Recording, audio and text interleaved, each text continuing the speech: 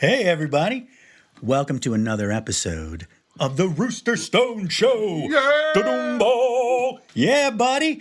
Guys, I got Mo back. Welcome to be back. It's Mo and Mo on the show again. Glad to be back, Mo. I love these Mo episodes. Me too. It's good stuff. I love doing this. I love all these episodes you're doing, by the way. I appreciate that so much. And speaking of that, if you haven't already, don't forget to like, follow, and subscribe to Rooster Stone across all social media stuff. Don't forget to comment. And, in particular, don't forget to tell us what you're listening to. Get on and comment, man. Tell us what you're listening to. Even if it's a PM, just PM me through Rooster Stone and let me know what you're listening to. It actually really helps us. It turns us on to new stuff, man. And we're always looking for that. Which you turned me on today to some new stuff here. So here we go. And you know what? Let's just get right at it. There's no reason to wait. We're going to get, what do you got for your first song for what are you listening to? My first song goes back to 1972, Mo. I love this band. I've seen this band several times. The band is Yes. The song is And You and I. I think it's like a 12-minute and 13-second song. It has 4 different movements in the one song. Starts off with Chord of Life, goes into Eclipse, then Preacher the Teacher, and it ends with Apocalypse. This song moves me. This song has so many different bends, twists, but the meaning of the song is it's beautiful. It's actually their protest song, which I did not know until I started looking that up. Yeah. And I got to be honest with you, I don't know where the protest comes from. After reading the lyrics, I still can't figure it out. But John Anderson said this is Yes's protest song. Well, it may just be that this is our vision of a better world. Could be. And that, because that's very Yes-like to do. Yeah, very much so. Very much so. Yeah. This album to me, I have my top 5 albums, and I think 3 of them could be changed every day, but there's always 2 that remains. One is Close to the Edge. This album is always in my top 5. That's awesome. Yeah, 5 songs on the album. And like I said... No More would fit. Yeah, exactly. Yeah. Yeah, and I love the prog rock. So growing up, I was always into prog rock. Yeah. And this album is the epitome of prog rock. Indeed it is. The epitome of prog rock, man, this album, Close to the Edge. Yeah. But yes, can I tell you a story about Yes? Absolutely. We love stories, don't we? So I'm working at Clare Brothers for like 12 years, and Rock Lidditz opens up, and that's where all the people go to rehearse. But Yes didn't go there. They came to Clare Brothers.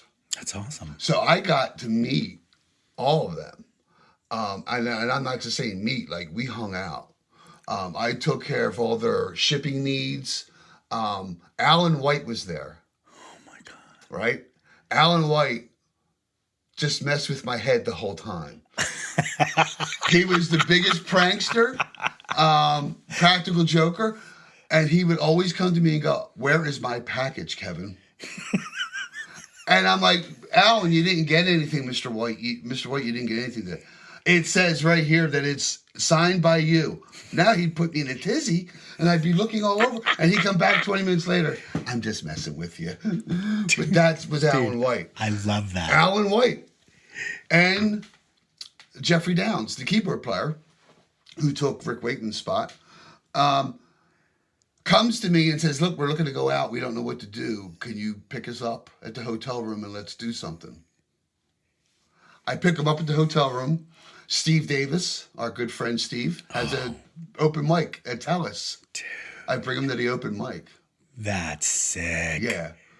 I bet Steve Davis lost comes in, his he's mind. looking, he's like, at the end, after I took them back home or to the hotel room, I went back and Steve was like, "Who was that?" Yeah. That was Alan White. He knew, didn't he? He knew. Yeah. Of course he did. Yeah, that was a great story. Yeah. So every time they would come into town, I would get a phone call. "Hey, Kev, we're in town. Could you come pick us up at the hotel room?" And we went to Telus to go eat. They would, it was awesome, man. I mean, here I am, 15, 14 years old, buying tickets to these guys at the Philadelphia Spectrum. And all of a sudden see them. You're hanging out with them at an open mic at Telus. Me, dude. Yeah, dude. That was awesome. It was awesome. Dude, I've got fanboy craze going on right now. That's amazing. Dude, I love the choice. And you know what? I love Yes. And, in particular, John Anderson. And Kevin was just telling me, was just telling me that they're coming to the American Music Theater In what land? May 4th? Dude, that's May the 4th be with you. May 4th, I think it is, or May 21st. I don't know, but I think it's in May. Something like that. But whatever, dude, John Anderson, gotta check Love it out. him. Anyway, great choice, great song. Love the story the most, actually. So that's an awesome, dude. How do you follow that? So I'm gonna try and follow that with a song by a sister-led band called Larkin Poe. The song is an old blues standard. It's called Hard Time Killin' Floor Blues. This is from their 2018 Venom and Faith album. I saw this band in the courtyard of the original Whole Foods store in Austin, Texas. Are you serious? Back in 2018. And they absolutely blew me away. This band is fronted by two sisters, Rebecca and Megan Lovell. Their voices, especially their harmonizing, are orgasmic. I mean, they are absolutely like otherworldly talented. They are so good together. They are. Rebecca plays guitar and Megan plays the lap steel and the dobro. This is the kind of music that really gets me going, man. I mean, this song, which is a cover of an old Skip James song from like 1931, is dirty and heavy. It's everything I like about music. I had no idea music could sound like this again. These girls are doing it, people. They are. Check them out. They're for real. Dude, they are one of the most talented groups I know playing music today. Yep, from Georgia. Yep. So they got that Allman Brothers. Oh, dude. Little bit sound to them. They are. They're good. Yeah. They're good. Oh, my goodness. And they put on a great show. They do. I mean, they're so energetic. It's out of this world. They are very good, man. All right. So what do you got for number 2? All right. So I'm going to go with a band that just came out of Connecticut about 5-6 years ago. They're getting a lot of press. Deservedly so. Deservedly so. They are the new jam band in town from Connecticut, and the band is called Goose. If you ever go see a Goose show, you plan on being there for about 4 hours. Because these guys don't stop. Yeah. These guys will give you 4 hours of Every show. song is 10 minutes. Oh, my God. Yeah. The song I picked is not on any studio album. It's only on the live album that I saw, the Marquee from 2022. This song, and again, Mo, I don't know why this is, but I always gravitate to the darkest song on the album. Dr. Darkness. It just gave it to me right there, right? Yeah. But this song, it's about the thoughts and the struggles during tough times. You know, it's which we all go through. It's very dark and bluesy. It's haunting almost. Dude, the chord progression is amazing. I love it. Yeah, and I just find this song, the lyrics to the song are incredible. If you do listen to the song, pull up the lyrics, read along with it, because it's really cool how what's in your head. Yeah. You know, it's so who's cerebral. in your head. Yeah. You know, you got to get them people out of your head. You know, and they do that. Goose does that. And this is one of the things I love about this band.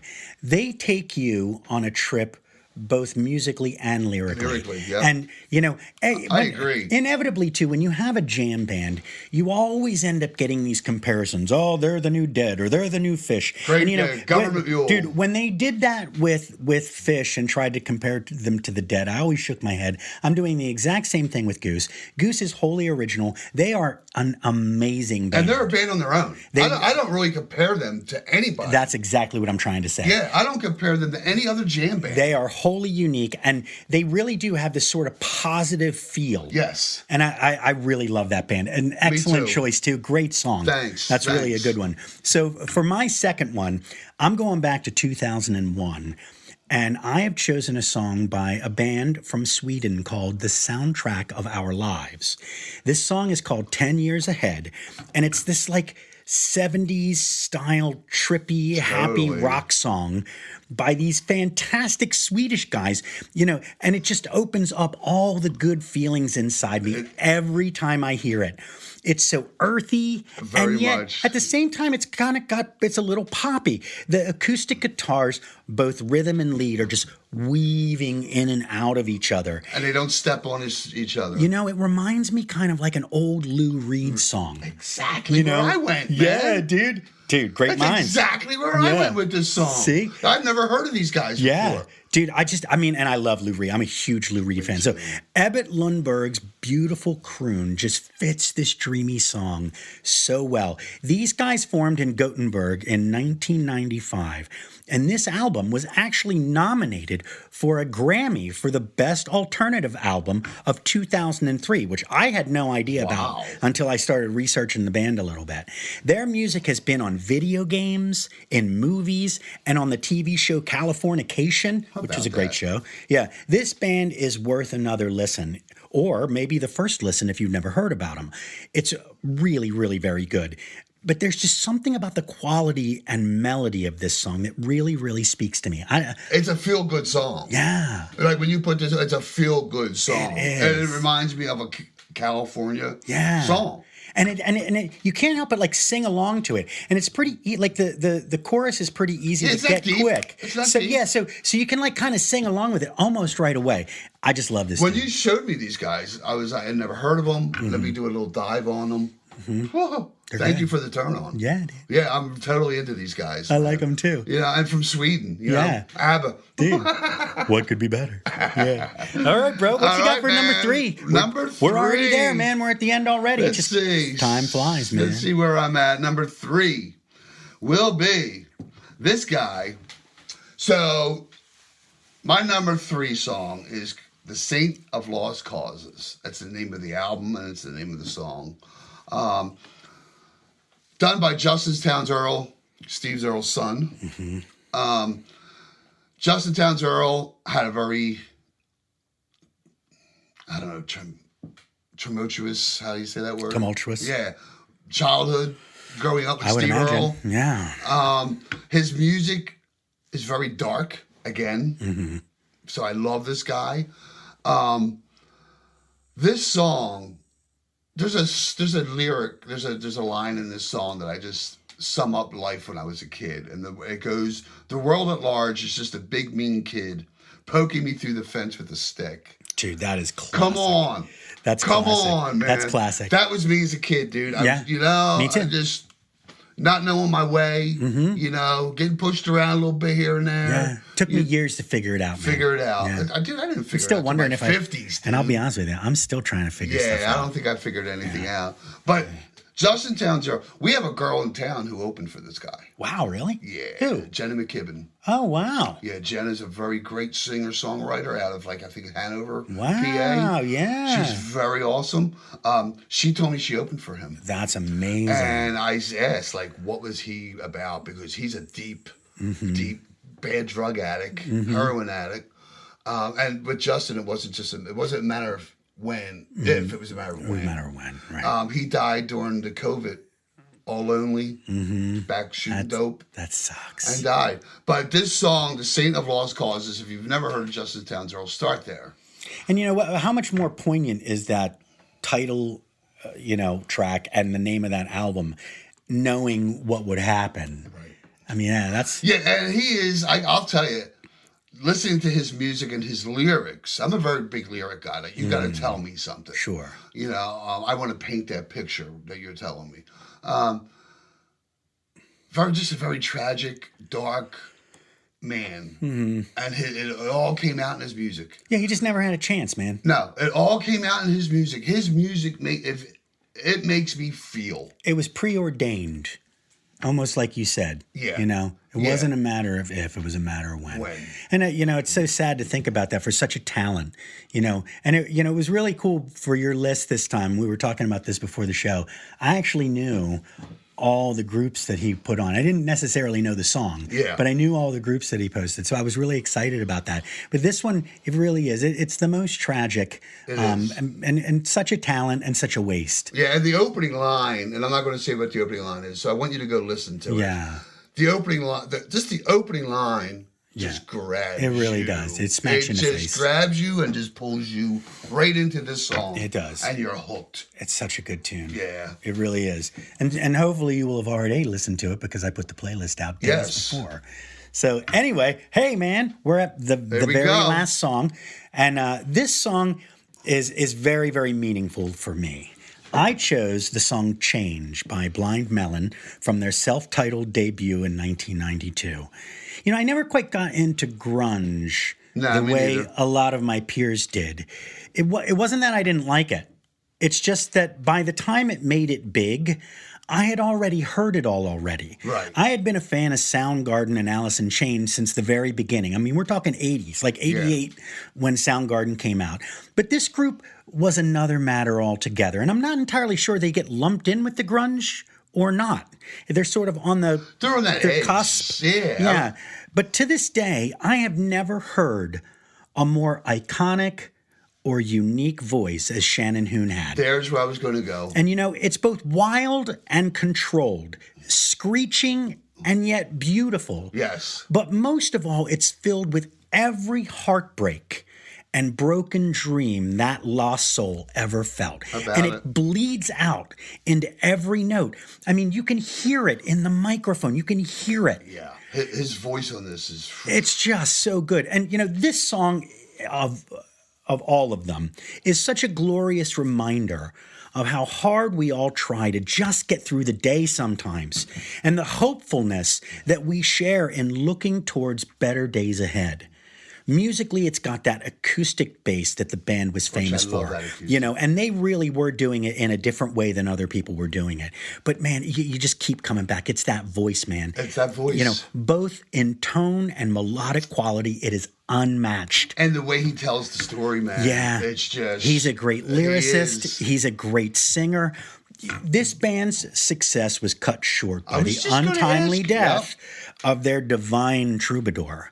But for me, those few albums stand as sort of a monument to, in my opinion, one of the greatest vocalists and frontmen in rock history. How did he die? R.I.P., Shan.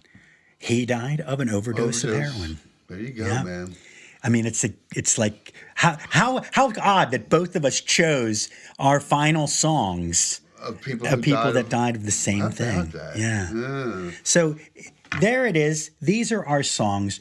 We really hope you enjoy listening to them and listening to what we have to say about them as well. Exactly. And hey, listen, man. Chris Moe is a local cat, doing some great work here. Get out. Listen to this stuff. Get involved. Text him. Yeah.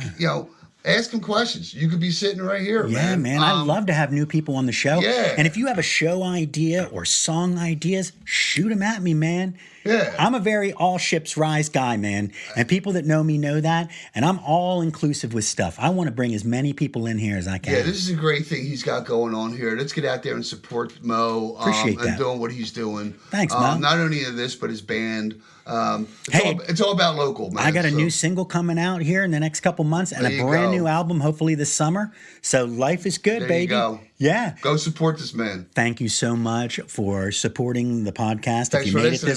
If you made it this far, God bless you. And, I want to remind you again, don't forget to like, follow, and subscribe to us.